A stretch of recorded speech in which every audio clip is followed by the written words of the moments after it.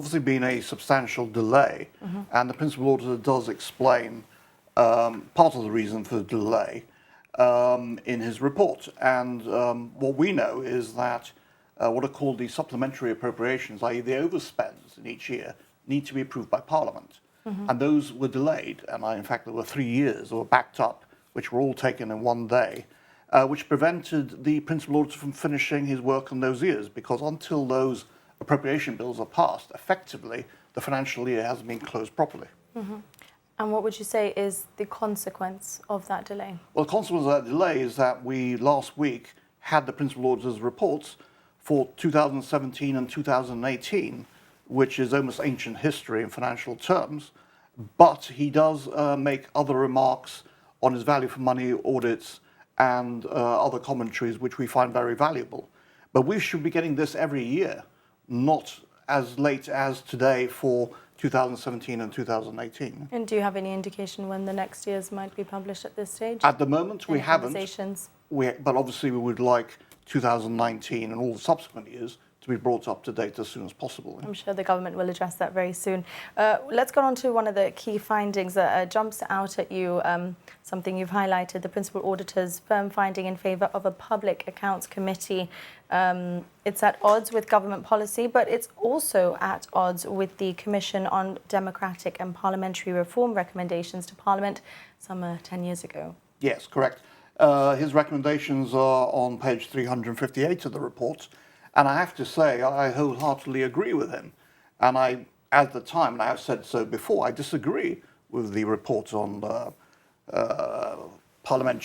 democratic and parliamentary reform. I don't believe anybody on that committee were accountants in any case. Yeah? But they seem to have completely misunderstood the role of a Public Accounts Committee. Public Accounts Committee is not there to conduct witch hunts. It's there to follow up the work of the Principal Auditor and hold people to account. But it's not something just the government disagrees with. Others have said that they don't agree with this.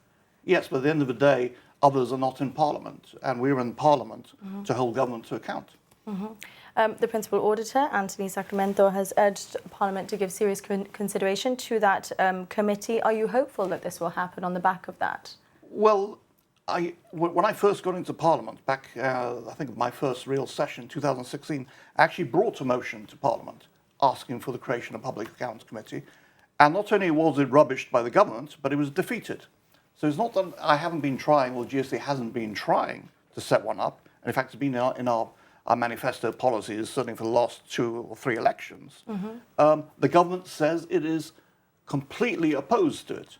And I have to say this again, we are the only UK overseas territory that does not have a Public Accounts Committee. St. Helena has a Public Accounts Committee. The Falkland Islands have a Public Accounts Committee. What is it that's so special in Gibraltar that we cannot have one?